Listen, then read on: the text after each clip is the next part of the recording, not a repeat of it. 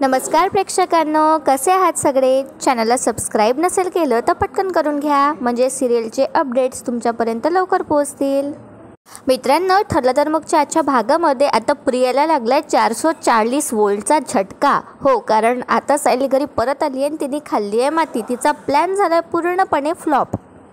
आजचा भाग आता सुरू होतो. अर्जुनने आता त्या लहान मुलाला जो किडनॅप झाला होता त्याला शोधून आणलेलं असतं, त्यामुळे आता पोलिसांना सायलीला सोडावंच लागतं. आणि आता अर्जुन सायलीला सोडलेलं बघून, इतक्या वेळानंतर बघून तो खूप इमोशनल होतो आणि सायलीसुद्धा अर्जुनला बघून खूप आनंदी होते. त्यानंतर आता ती लगेच धावत जाते आणि अर्जुनला मिठी मारते. आणि आता हा लहान मुलगासुद्धा पोलिसांना सगळं खरं खरं सांगून देतो की तिथे 2 घाणेरडी माणसं म्हणजे गुंड आली होती आणि त्यांनी मला या मावशीकडे, म्हणजे ती दुसरी बाई असते अर्जुनने शोधून आणली असते, तिच्याकडे मला ठेवलं होतं. आणि आता सायलीकडे बोट दाखवत तो म्हणतो की हिने तर माझी खूप काळजी घेतली, या ताईने मला बिस्किटसुद्धा दिलं, मी तर रडत बसलो होतो एका कोपऱ्यात. त्यानंतर आता अर्जुन सायलीला अशी गोड एक अशी मिठी मारतो आणि आता दोघे जण जेलच्या बाहेरमध्ये येतात, म्हणजे पोलीस स्टेशनच्या बाहेर येतात. त्यानंतर आता सायली म्हणते मला तर काहीच समजत नव्हतं. हो, पोलिसांनी मला पकडलं काय, या पोलीस स्टेशनमध्ये घेऊन आले काय, जेलात टाकलं काय?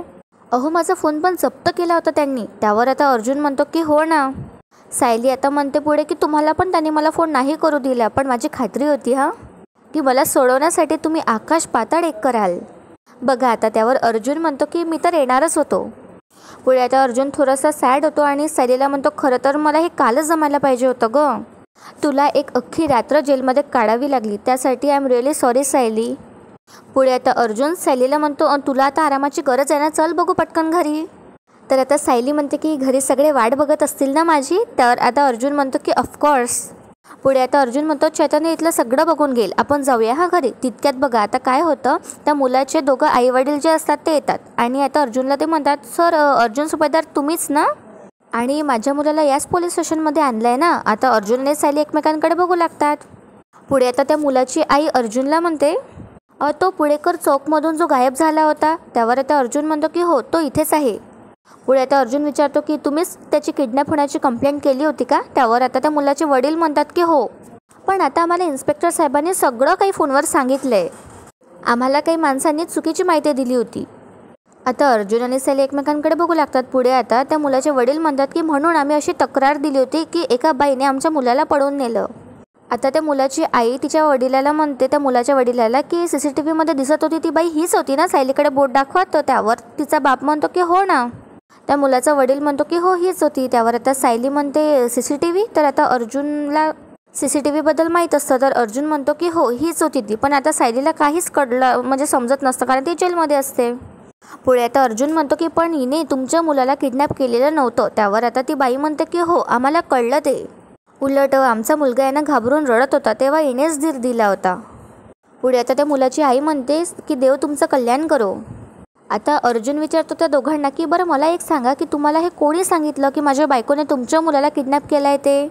तुम्ही त्यांना ओळखता का? त्यावर आता हे दोघे असे धांदरतात आणि तो मुलाचा जो वडील असतो तो सांगतो की नाही, तिथे खूप गर्दी होती आणि मग त्या गर्दीपैकीच कोणीतरी बोललं आणि तेव्हा आम्हाला काही सुचत नव्हतं, फक्त आम्हाला आमचा मुलगा सुखरूप मिळायला हवा एवढंच आमच्या मनात होतं.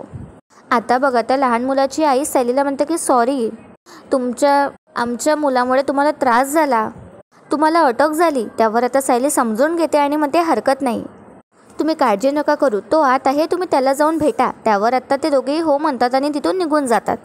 आता त्या निघून गेल्यावर अर्जुन आता सायलीला म्हणतो की ती माणसं कोण होती हे मी शोधेनच, पण आता आपण घरीच जाऊ ये हां. त्यावर आता दोघेही आता घरीच जायला निघतात.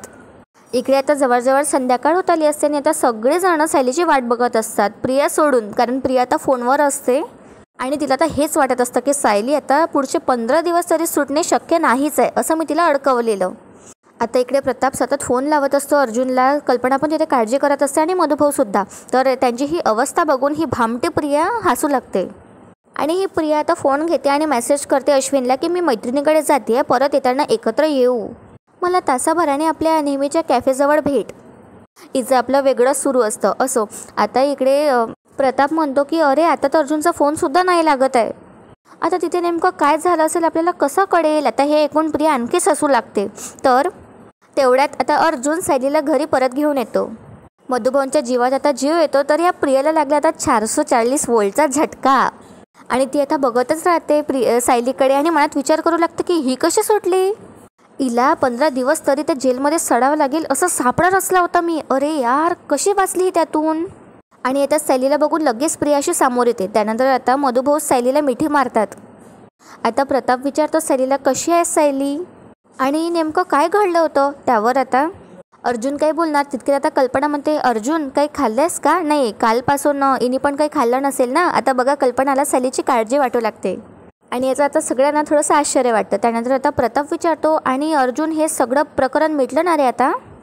त्यानंतर मधुभाऊ म्हणतात प्रतापला की प्रतापराव, माझी साऊ परत आली ना, त्यातच सगळं काही आलं हो. आता ही प्रिया विचारच करू लागते हे कसं काय शक्य झालं ते. त्यानंतर आता विमल म्हणते, खरंच देवी यायची कृपाच झाली. आता सगळे बोलतायत म्हणून आता प्रियाला वाटतं की तिने काहीतरी बोलायला हवं. आता ती म्हणते की सायली, अगं तू सापडत नव्हतीस ना, तेव्हा मला आहे ना नको नको ते विचार येत होते. आणि मग जेव्हा मला कळलं की तुला अटक झाली आहे, मग तर असं वाटलं की सगळं संपलं आता. तर बघा आता अर्जुन तिला म्हणतो की असं कसं संपेल, मी जिवंत आहे अजून. आता ही प्रिया अशी घाबरते आणि म्हणते, हां हो, तेच मी देवाईकडे तेच प्रार्थना करत होते की हिला सोडवण्यात आहे ना तुला यश मिळो.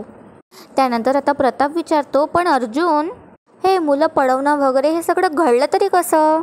त्यानंतर आता अर्जुन म्हणतो, अरे सांगतो, मी तुम्हाला सगळं सांगतो. अरे तुम्ही किती प्रश्न विचाराल. आधी सायली खूप डिस्टर्ब झाले, हिला बसू द्या. त्यानंतर आता सगळेजण थोडंसं समजावून घेतात आणि आता सायली बसते सोफ्यावर आणि विमल तिला लगेच पाणी आणून देते. आता पुढे अर्जुन सांगू लागतो. अर्जुन म्हणतो की खूप मोठा प्लॅन करून आहे ना सायलीला अडकवल्या गेला यामध्ये. पुढे आता अर्जुन म्हणतो की सगळं कळल्यावरती मला समजलं की एक्झॅक्ट प्रॉब्लेम काय म्हणून. आणि आता सगळेजण प्रश्नातच पडतात की अर्जुन काय बोलायचा प्रयत्न करतोय ते. त्यानंतर आता अर्जुन म्हणतो की मग मी सोल्युशन शोधलं. आणि त्यानंतर आता अर्जुन सगळं काही सांगू लागतो की कसं पोलीस स्टेशनमध्ये गेल्यावर अर्जुनला कळतं की सायलीला अटक झाली आहे म्हणून चाइल्ड ट्रॅफिकिंगमध्ये. त्यानंतर आता अर्जुन CCTV फुटेज मागायला लावतो रात्रभर पोलीस स्टेशनच्या बाहेर काढल्यावर. त्यानंतर आता अर्जुन जातो सायलीला शोधायला जिचा CCTV फुटेज होता. आणि त्यानंतर त्याला तिथे एक बाई सापडते जी सगळं खरं खरं सांगते. आणि त्या मुलाला चैतन्य आणि अर्जुन आता पोलीस स्टेशनमध्ये कसं घेऊन येतात आणि त्यांच्या आता बयानवरून पोलीस आता सायलीला सोडून देतात. आता हे सगळं अर्जुन एक्सप्लेन करतो मधुभाऊ आणि बाकी सगळ्यांना. आता प्रिया पण नीट लक्ष देऊन हे सगळं ऐकत असते. आता हे ऐकल्यावर प्रताप म्हणतो, बापरे खूप भयंकर आहे हे सगळं. पुढे आता प्रताप काळजीपोटी सायलीला विचारतो की सायली, तुला जेलमध्ये त्रास तर नाही ना झाला. त्यावर आता सायली म्हणते की नाही बाबा, आता मी बरी आहे. पण बघा आता सायलीचा चेहरा खरंच पडलेला असतो आणि ती खूप अस्वस्थ असते. त्यानंतर आता मधुभाऊ हे ओळखून घेतात आणि म्हणतात, तू म्हणतेस खरं की सगळं व्यवस्थित आहे, ठीक आहे, पण तुझा चेहरा सांगतोय की सायली तू किती अस्वस्थ आहे ते. साऊबाळा, हे सगळं माझ्या केसमुळे होतं आहे असं आता मधुभाऊ सायलीला म्हणतात. पुढे आता मधुभाऊ म्हणतात की मी न केलेल्या गुन्ह्याची शिक्षा तुला आता परत परत भोगावी लागते आहे गं. पुढे आता मधुभाऊ इमोशनल होतात आणि म्हणतात, मला वाईट एकाच गोष्टीचं वाटतं की मी काहीच करू शकत नाही आहे. आता सायली म्हणते, अहो मधुभाऊ तुम्ही असं नका हो म्हणू. अहो आता जे काही घडलं त्यात तुमचा काहीही दोष नाही आहे. आता अर्जुन विचारतो, पण मधुभाऊ सायलीला अटक झाली हे तुम्हाला कोणी सांगितलं. आता सगळेजण गप्प बसतात आणि आता कल्पना, प्रताप वगैरे विमल सगळेजण आता प्रियाकडे बघू लागतात. आणि आता सायलीसुद्धा प्रियाकडे बघू लागते. तर सायली अशी आपले एकटक बघत असते प्रियाकडे, तर प्रिया आपली नजर लपवत असते. त्यानंतर आता अर्जुनचं लक्षसुद्धा प्रियाकडे जातं आणि आता अर्जुनच्या लक्षात येतं आणि अर्जुन म्हणतो, इट्स ओके मधुभाऊ, काही सांगायची गरज नाही आहे. तुम्हाला आता मुद्दाम त्रास देण्यासाठी हे कोणी सांगितलं असेल हे आलं आहे माझ्या लक्षात. त्यानंतर आता कल्पना प्रियाकडे बघूच लागते. तर आता प्रिया लगेच म्हणते, अर्जुन उगाच मला काही बोलू नकोस हां. मला मान्य आहे की माझ्याकडूनच मधुभाऊंना कळलं, पण सायलीला अटक झाली हे मी चुकून बोलून गेले आणि त्यांना सांगायचं नाही हे मला माहीतही नव्हतं. त्यावर बघा आता अर्जुन म्हणतो, अच्छा, पण मी तर तुझं नावही घेतलं नाही. आता कल्पना दोघांना शांत करते आणि म्हणते, बरं बरं तुम्ही आता वाद नका घालू. आणि बघा आता कल्पना म्हणते, विमल जा आणि सगळ्यांसाठी आता चहा कर. आता हे बघून तर सगळ्यांना आश्चर्य वाटतं. कल्पनाने आता सायलीसाठी हे सगळं करत असते. पुढे आता कल्पना इन्स्ट्रक्शनसुद्धा देत असते विमलला की आता त्यामध्ये ना गवती चहा आणि थोडंसं आलंसुद्धा घाल. तर आता विमल विचारते, वहिनी सगळ्यांसाठी चहा. अहो तुम्ही तर. त्यावर आता कल्पना तिला थांबवते आणि म्हणते, सांगितलं तेवढं कर. आता सायली घरातल्या गळ्यात हसू लागते. सायलीच्या हे लक्षात आलं असतं. आता प्रताप म्हणतो, कल्पना सगळ्यांसाठी चहा. अगं आपल्या घरात तर फक्त सायलीच चहा पिते हे तुला माहिती आहे ना.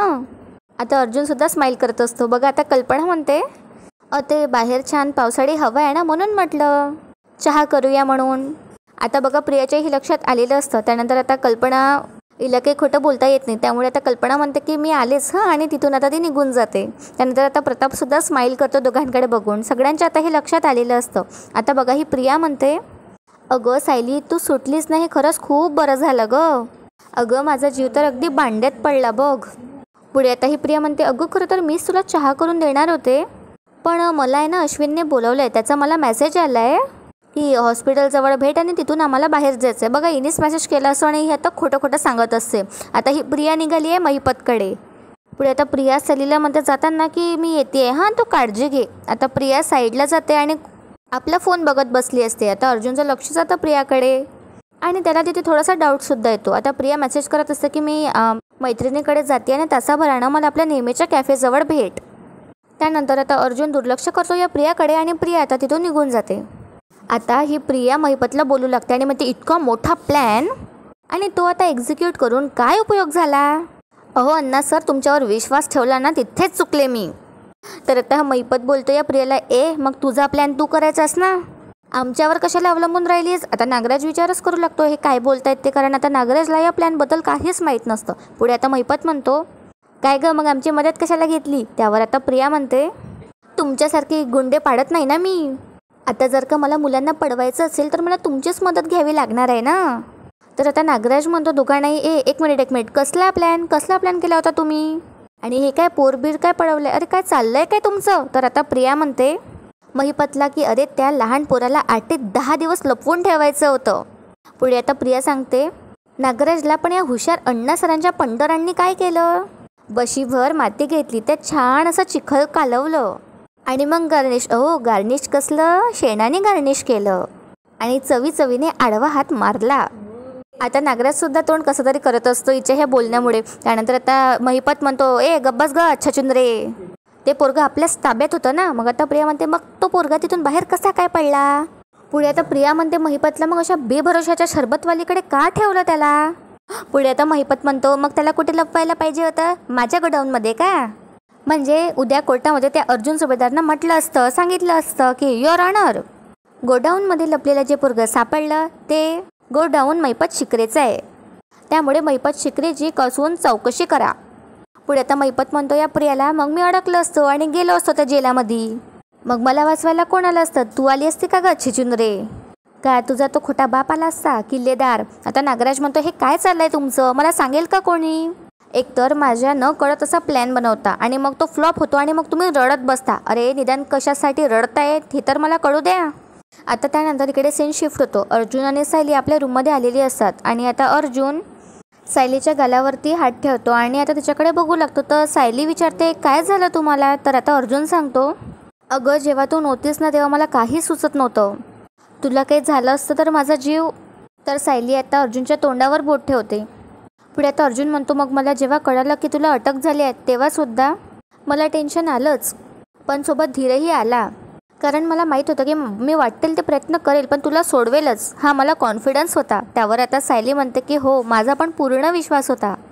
तुम्ही येत नव्हता आणि तुमच्याशी बोलणं होत नव्हतं, तरीही माझा विश्वास होता की तुम्ही येऊन मला नक्की सोडवाल. मी वाट बघत होते तुमची. पुढे आता अर्जुन म्हणतो की आता मला प्रॉमिस कर की असं परत अशी कुठे गायब होणार नाही आणि मला सोडून कुठेही जाणार नाही. त्यावर आता सायली म्हणते, मी तुम्हाला सोडून कुठे जाणार आहे? आता अर्जुन म्हणतो, असं नाही. हात समोर करतो आता अर्जुन आणि म्हणतो, मला प्रॉमिस कर. आता सायली स्माईल करते आणि अर्जुनला म्हणते की ठीक आहे, दिलं वचन, मी तुम्हाला सोडून कधीही कुठेही जाणार नाही.